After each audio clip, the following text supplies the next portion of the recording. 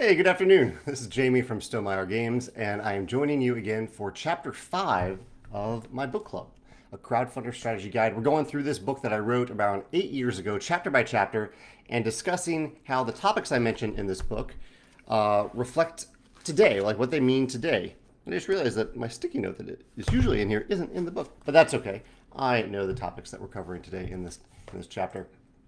So this chapter is, and feel free to chime in at any time if you have any questions, thoughts. I want to hear your thoughts because a lot of this is modernizing the examples that I use in this book. I think the philosophies are still very much important and still applicable to crowdfunding and entrepreneurship today. But I want to hear your thoughts, your examples, your questions as I talk about it.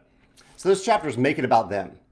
And at the beginning of the chapter, I share a little example about how leading up until the launch of my first board game Kickstarter project in 2012 for viticulture, I was really I was focused on making a good game. I wanted to make a good game for people to actually have fun with, of course. But I was really focused kind of on my dream of making a game, my goal of making a game, my game, this game that was mine. And what I realized the moment that I pressed launch, that went up right up into the moment that I pressed launch, when I pressed that launch button on whatever it was, I don't know if I say the date in here, sometime in August 2012, right away I found that my philosophy switched to this isn't about me anymore. This is now about you. It's about them. It's about the people who might choose to back this project, who might choose to share my passion for this game viticulture that I'm trying to make. And I want to make something awesome for them. And from then on, I've really tried to make every decision that I make about them, about you, about the people who consume my content, who watch these videos, who are here right now. Chad, Chris, George, it's about you. And same with our games. I make the games to bring joy to other people. And as a byproduct of that, it brings joy to me too. So that is the philosophy in here. And I still believe so strongly in the power of this philosophy. I use it when I make business decisions all the time. Should I do this or that? My question is, how can I better serve people by doing this? How can I serve you? How can I serve you by doing this? And so, actually, John brings up something interesting in the comments. John's kind of making a joke here, but I'm going to use it as an example. John says, "Good afternoon, Jimmy. Would you be able to show my game to everyone you know?" So John is kind of making a joke based off of a blog post that I wrote on Monday about first contact, when you make first contact with a stranger in the industry. And John, this is a great example here. I know you're making a joke here.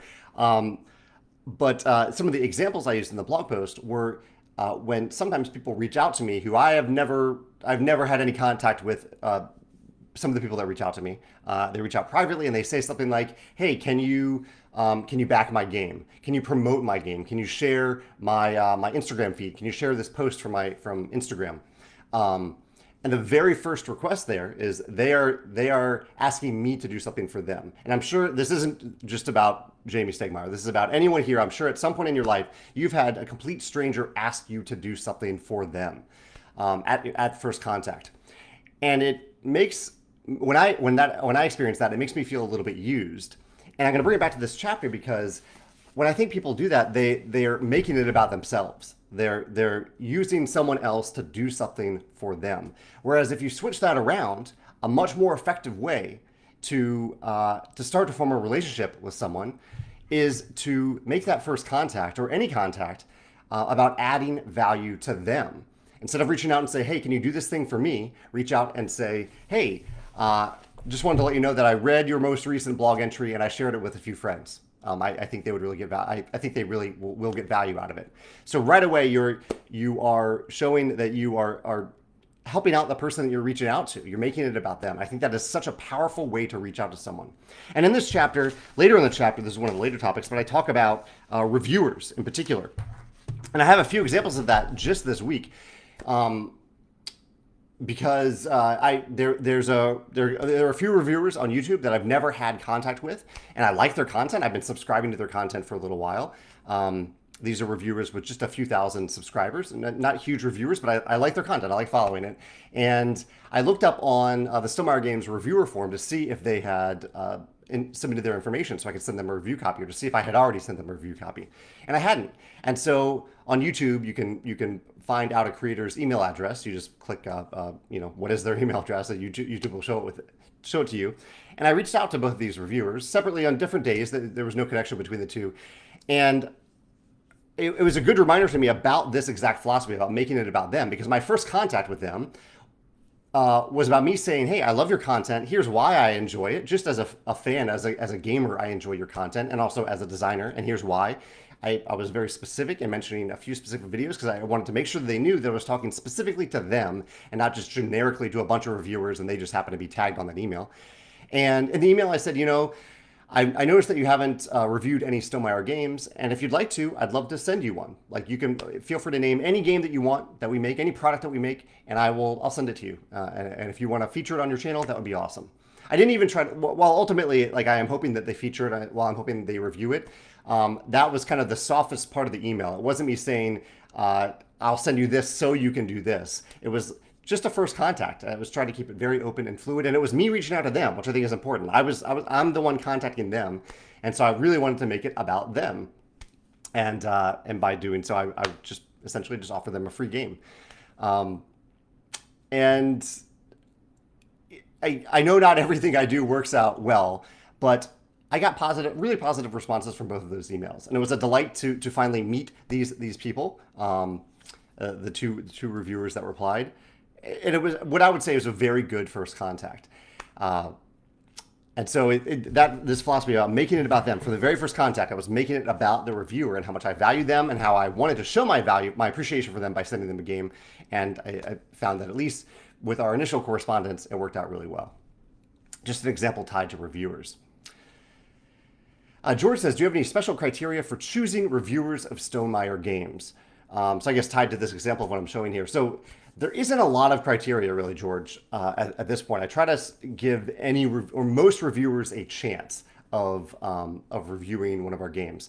That said, I think it's over 500 reviewers signed up on our reviewer list at this point. And I think the definition of what a reviewer is has become more and more nuanced in the modern age. In fact, I'm glad you asked this in today's video. It may not have to do particularly with the chapter, but back in 2014, I don't even know if Instagram existed back in 2014. If it was very small. Nowadays, we see a lot of reviewers, or I see a lot of reviewers who focus on Instagram, and that's totally fine, and that can even be great.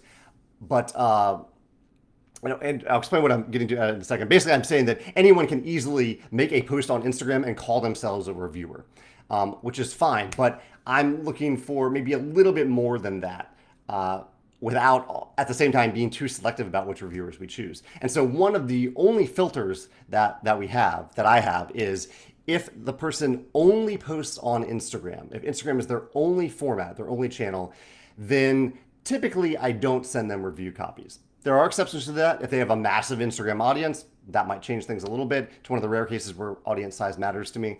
But one of the big reasons, the reason is for me about this, is that Instagram is not, it's not permanently searchable.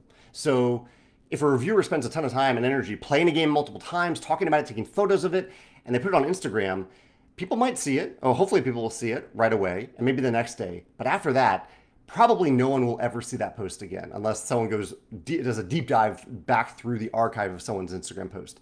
Whereas, if you post that review on Board Game Geek, or a blog, or even YouTube, or on a podcast that's posted in somewhere that shows up on search engines, then months or years in the future, when someone searches Pendulum, is it good?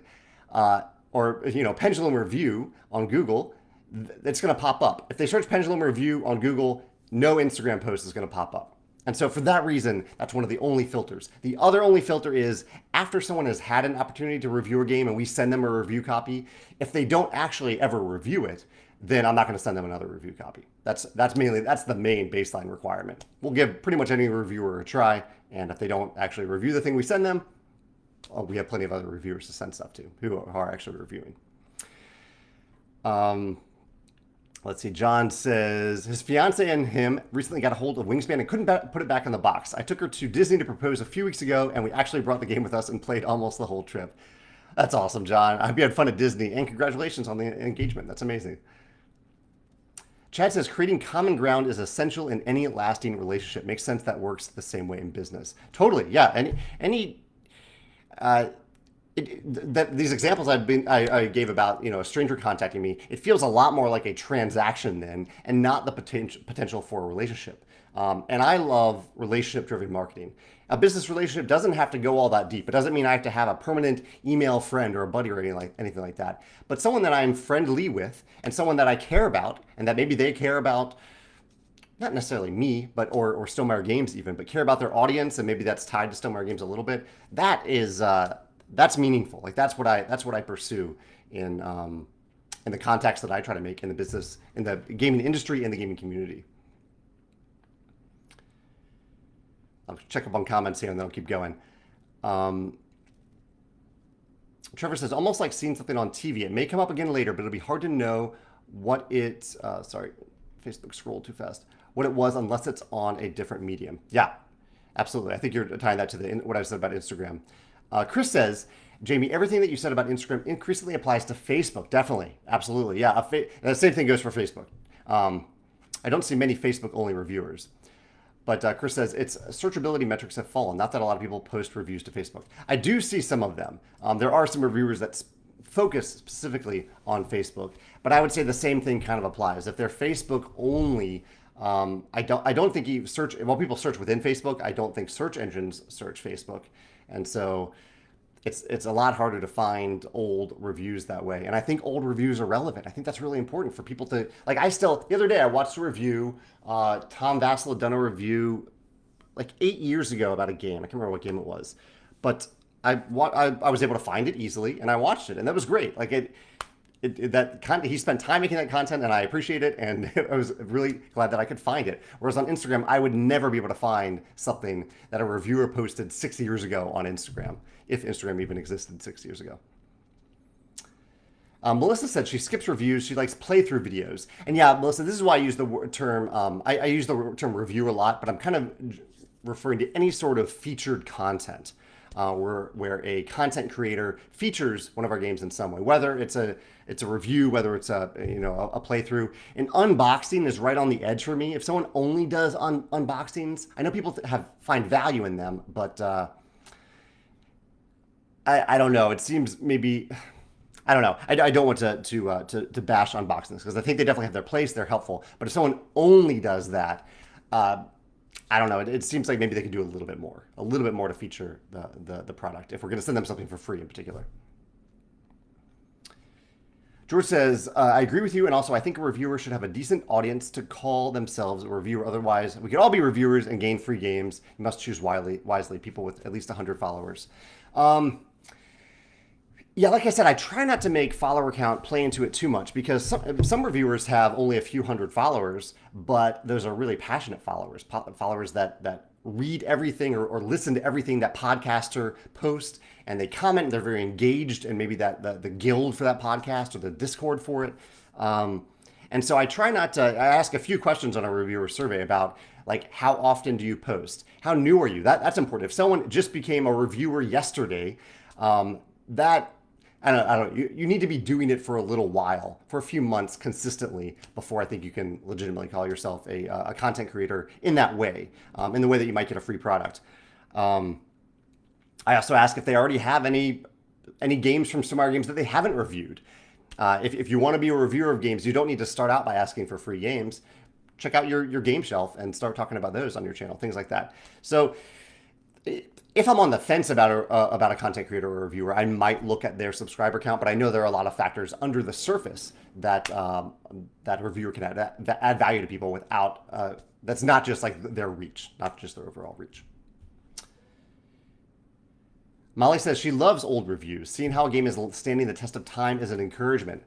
Yes, exactly. Yeah, it's so that's why it's so important for me to be able to find those old reviews, because if I'm interested in a game today that came out years ago that reviewers have been talking about that whole time, that means something to me. And that's one of the reasons at Still My Our Games that I still send out our older games to reviewers who are interested in them, because I still want viticulture to be relevant today. I still think viticulture is relevant today.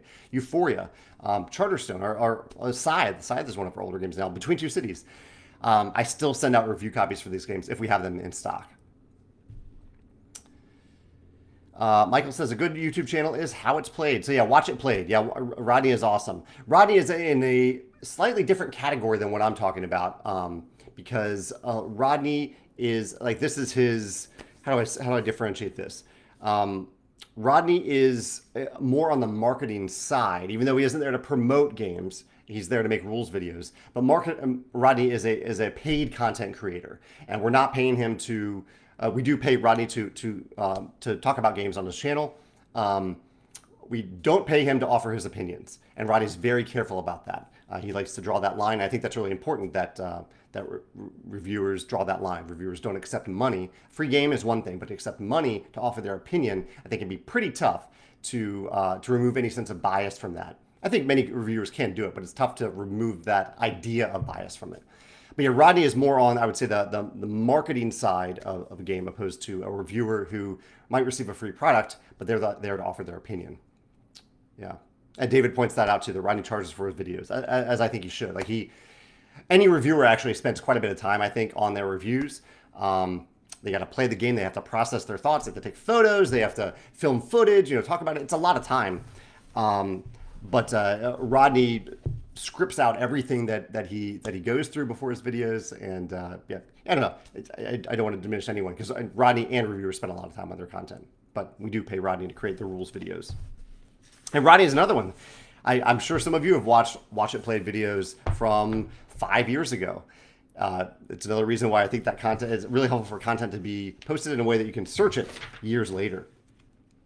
So one of the things I want to talk about today, I'll jump back to the comments in a second, but this philosophy of making it about them, making it about the customer, focusing on the customer. I talk a little bit about pricing and profitability. And this, I think, is particularly relevant today, because more and more over the last year and a half in particular, I've seen prices for games on Kickstarter and GameFound skyrocket. I've seen them go way, way up. And I know that production costs have gone up a little bit, and freight shipping costs have definitely gone up, and that's part of that price as well. But they've gone up really, really high. And I've been a little worried about that, and because I think sometimes creators are making those choices about pricing in such a way that isn't so much about the customer anymore. And but at the same time, they also need to focus on their own sustainability as a publisher. So I think it's a tough balance there. But I think the standard on Kickstarter has moved away from, I think, customer-facing pricing. And I think that is still really, really important, especially today, especially with inflation and prices going up for everything. Now, I'm not saying that any publisher should price themselves out of their own business by any means. You have to choose a price on Kickstarter and an MSRP for future retail sales that is sustainable for you as a publisher. But I think there's a nice balance to be found there. And I think sometimes the scale, I've seen many times where I think the scales have been tipped away from customer-facing pricing and towards the publisher, especially on Kickstarter. So that's something I think to especially keep an eye on in the modern day. I'll talk about blogging and readers, because I talked about reviewers, but I haven't talked about content that you can create. I'll talk about that in a second. But let me look over at comments real quick. Let's see. Chris says, actually, a ton of reviewers now charge $275 per Kickstarter preview. Yeah, I would put previews in a different category than reviews, even though I know in some previews the previewer chooses to share their opinion. But I think a preview is more, it can be purely factual. They're explaining what the game is. Maybe they're showing some gameplay, they're doing an overview of it. That is a service they're offering. That is a marketing service they're offering. And whether or not they choose to offer their own opinion is, I think, their own prerogative. But I think that is a separate thing that a previewer might choose to do. Let's see, some more compliments for Rodney at Watch It Play, which I think is definitely true. George says, when did you come up with the idea of creating a personal blog to write about things regularly? It's amazing that it survived for such a long time. And George, this is a great segue. Thank you for the segue opportunity, because I wanted to talk about content that you create, that I create. I'll use myself as an example here. But I think it's been almost 15 years, around 15 years ago, maybe 13, 14, somewhere around there. I decided to start writing a personal blog. I wanted an outlet because creative writing has been one of my passions for my entire life, and I kind of just wanted an outlet to write stuff that people might read for once. Opposed to writing like short stories and novels that would need to be published for someone to actually read them. And so back in the day, it was on LiveJournal originally. I had a LiveJournal blog, and I would write kind of silly stuff on LiveJournal a few times a week. And then I got into a habit of writing. For a while, I was doing it 5 days a week. I was writing 5 blogs on jamiestegmeyer.com every week, and now I do it 3 or 4 times a week. I still do it. So I still write this personal blog, and it's become mostly me talking about content that I'm consuming that is not games. So it's like books I'm reading, movies I'm watching, shows I'm watching, things like that. And every now and then I do something silly or a personal story or just something I'm thinking about. And when I started Still My Games, I also started writing a blog about Kickstarter. This is how this whole thing started. This whole book club, this everything here, and some of the concepts I talked about in the book that I learned from doing this, I found were super helpful in particular for running a Kickstarter campaign. I'll read them out loud here because I think they're still relevant. Blogging taught me how to connect with people online.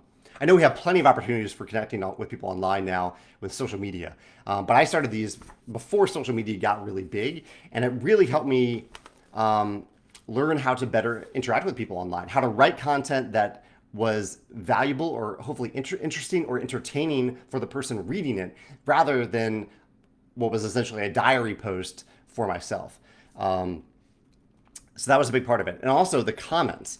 The comments helped me figure out how to engage with people that might disagree with me. I still struggle with that at sometimes, but I'm still learning. That's something I'm learning as I go about in the comments. If someone disagrees with me or has a difference of opinion, or if they express things in a very different way than I would, the comments of content that you control is a great place to learn how to do that so that you can effectively do it as a part of a crowdfunding project, because that's going to be a lot of what you do during a crowdfunding project. You're going to be answering a lot of comments. I also talk about blogging helped me develop a readership and a small fan base.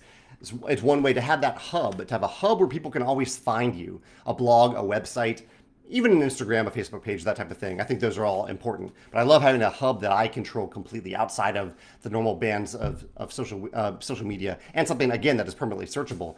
I think is really helpful for people to be able to follow me, so that if I do have something to share with them that I'm really excited about, that I can do it. I can put it there.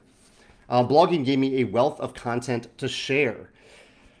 Yeah, I don't know if that's quite as relevant today. I wrote this back in 2014. It's nice. I don't know if that's really something that I focus on at this point, but I guess my Still My Games blog, there are many blog posts that I've already written. So if someone might come to me asking me for advice about a certain topic, and I can say, hey, actually, I have a blog post about it. I'm sure you've heard me say that on many videos. I have blog posts that you can read all the thoughts that I already have on that topic, which is helpful because I have a terrible memory, so I may not remember what I wrote about it before. And last, blogging taught me how to express my personality online and when to edit myself. Still learning the editing part, but I think learning how to showcase my personality, like who I am, through my writing online in ways that other people can read right away, was super helpful for running a Kickstarter campaign where I wanted it to be professional, but at the same time very personable and personal when I run a Kickstarter campaign. Or when I run any campaign, when I do design diaries, I don't want it to come across as business talk. I want it to come across as a human talking to a human. All right, let me look back to the comments real quick to see what you are talking about. Chad says, what would you say? Would you say that the current model of selling on crowdfunding, where it's more of a purchasing an already produced game, takes the about me feeling away from a campaign? It feels like at the beginning of crowdfunding games, it felt like the customer had a feeling of agency for having a hand in bringing the game into existence, if that makes sense. Yeah, I have two thoughts about this, Chad, that are kind of in opposition to one another. One is that I certainly think it has changed. We see a lot more polished projects now, polished products, more closer to being finished products show up on Kickstarter. And I value when there is a little bit of wiggle room in those campaigns so that the product is nearly complete, but there's wiggle room for the product to get even better, so that backers can be engaged in the creative process of making it better if they want to. I know not every backer does that. I rarely do that as a backer anymore, but I think some backers really enjoy that process. I think there is certainly value in that. But notice that I've hedged quite a bit in the way I've said that, because I think I've seen way more projects now than back in the day launch when the game is nowhere near ready.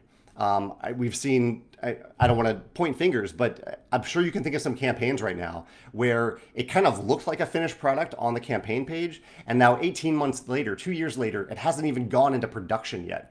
And that to me is a travesty of the modern age. I do not, I think, I don't see that as customer facing at all, to post something on Kickstarter that looks complete but is not complete at all. Yeah, I don't know. That's if you're going to make it about them, if you're going to make it about the customer, like finish your game, or get close to finishing your game, especially if you're a company that's done this before. If you're a new creator and you need a lot of those funds to fund the art and the graphic design for it, I get that. And I think that'll be very evident on the project page that you have a nearly completed designed game or designed product, but you need a few months to complete the art and graphic design based on the funding you receive. Totally get that. But I don't know. It kind of baffles me to see experienced publishers going on Kickstarter with products that look complete, but they are nowhere near complete. That to me is not backer facing at all. That is not making it about the customer. Yeah. So Chad, that's the balance I would strike.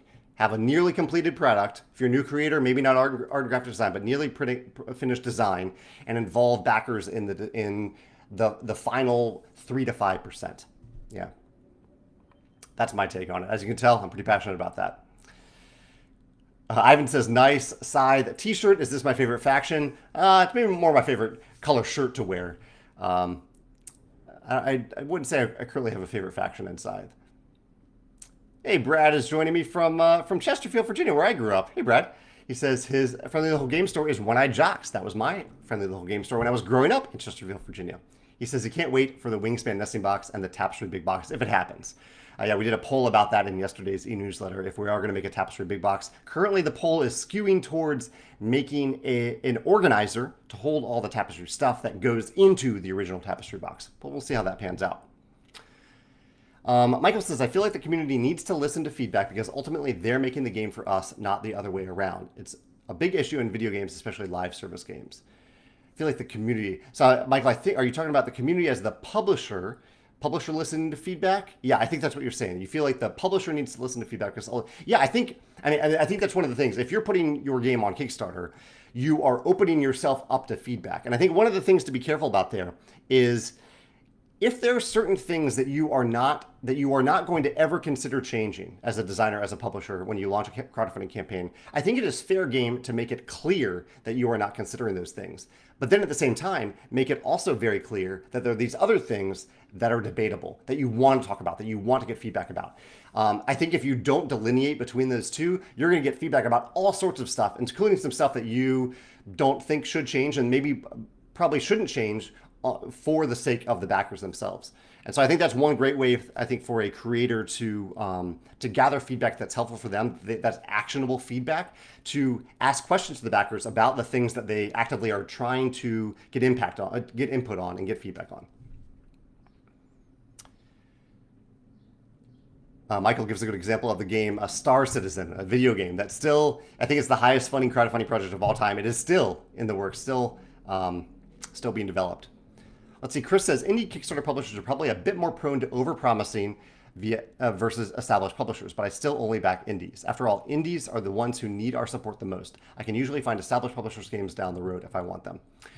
I think that's generally true, Chris. I think more and more in the modern age, again, I think we're seeing more crowdfunded games where the only print run ever of that game is the crowdfunded version. And so legitimately, I think there are many times, even with established publishers, where the only time that you'll ever be able to get that game is from the crowdfunding campaign, from maybe a convention afterwards, and maybe the secondhand market. So I think that's your choice as a customer. Also, I will throw out there as a publisher that even publishers that have done very well or that look good from the outside, you no one except for them knows their finances. And so I think there are many times, in fact, I would guess for even a company like CMON, I think CMON gets a lot of flack for this. I don't know if they should still be on crowdfunding. I don't know if that's good for them, good for the marketplace, good for backers. But I'm guessing at times that CMON has been very low on cash, and a crowdfunding campaign has legitimately helped their cash flow so that they can make a product that they wouldn't otherwise be able to make without that influx of cash. I think that's probably the same for any publisher. Even Stonemaier Games, we've done very well. We're cash flow positive. We're profitable every year. But there are definitely times where we go way down to very, very little cash while we're waiting on distributors to pay us. And so I think I would not underestimate the value of the cash that you were giving even to an experienced publisher. Yeah. Michael says, speaking of favorite faction, what's your favorite civilization in base Tapestry? I like playing the Mystics. I enjoy the Mystics, but I enjoy a lot of them. I designed all those factions. I have fun playing with them. Sometimes if I just want to turn off my brain a little bit, I'll play the leaders. I like the push your luck aspect of the Alchemist. I like a lot of them.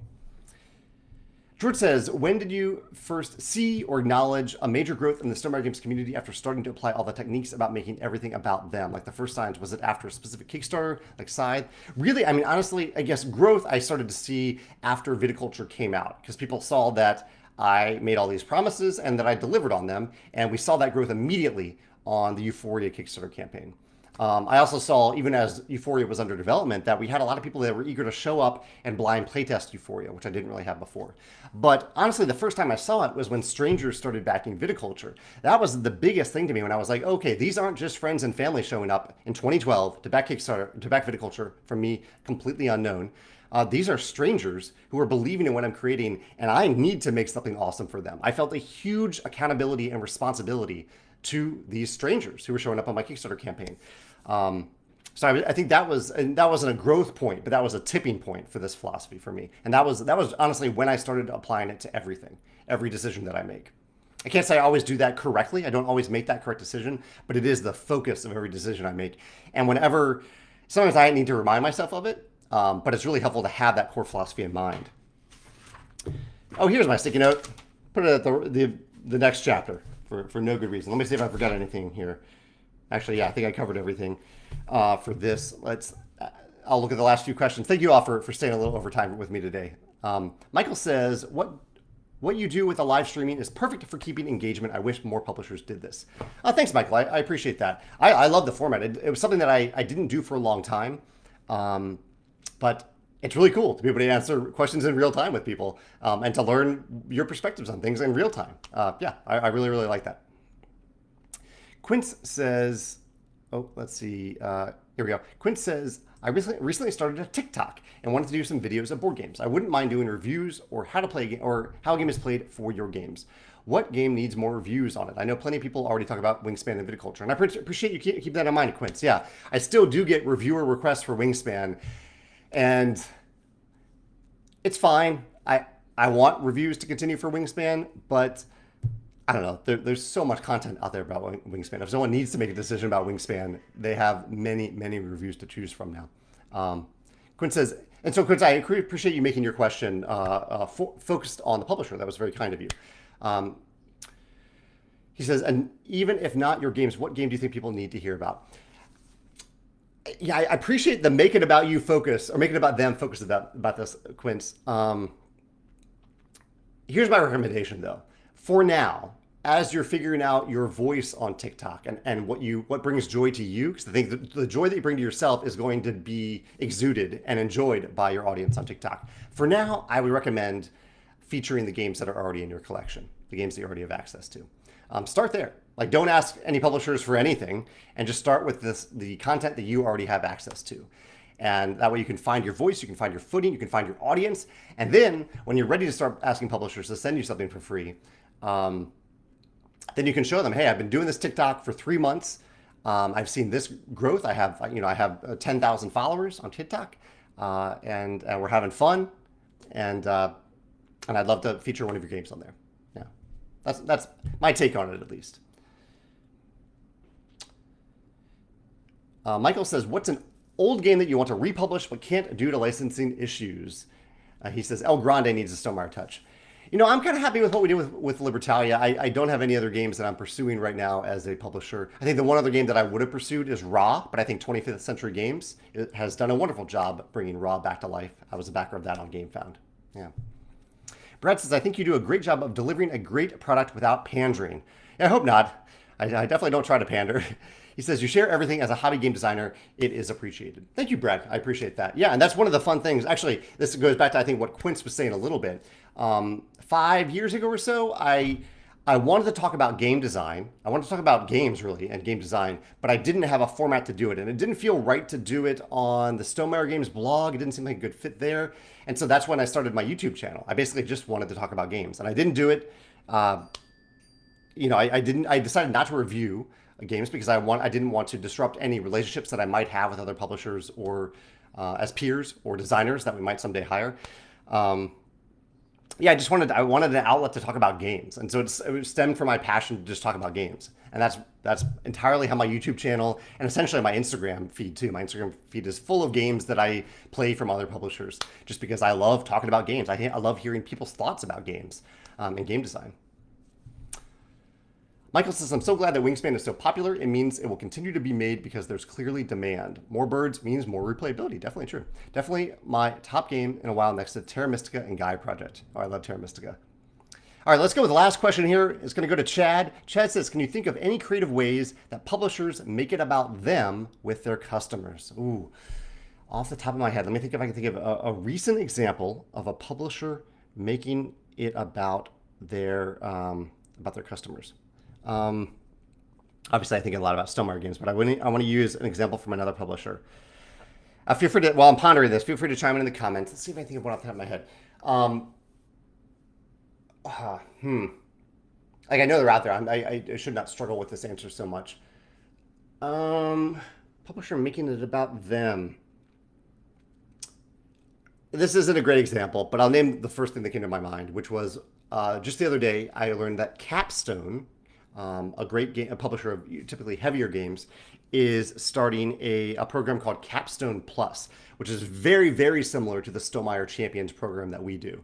So Stonemaier Champions is a program where if you want to support Stonemaier Games content, so it is a little bit about us. It's you supporting us with a $15 annual a payment, a contribution, and in return you get you support the content. That's part of it. You're helping me create this content. I'm sorry, someone's texting. Hopefully it's not an emergency. Nope. And at the same time, you get a 20% discount on everything you purchase from Stonemaier Games for a full year. Capstone is doing something very similar. I think it's $20 a year, still 20%. They have a few other perks, and it just reminded me of what we're doing in the Champion program. I think I view that as a customer-facing thing. If you are a Capstone customer, they're saying, hey, here's something that you can do that we think will benefit you ultimately, because even though there is that $20 fee, or for us that $15 fee, which is helpful, in the end the discount is going to far outweigh that customers get. So I view that as a customer-facing thing. I think that's a possibility. Chad says, I was thinking that making a variety of levels and production costs makes it a wider variety of budgets. Yeah, I can definitely see that. All right, thank you all for joining me today. Sorry for going a little bit over. I appreciate you sticking with me. I'll throw this up on YouTube in case you have any questions to follow up with. And I'll see you in a few weeks for Chapter 6. Chapter 6 will be backers are individuals, not numbers. Something important to keep in mind. All right, take care. Bye.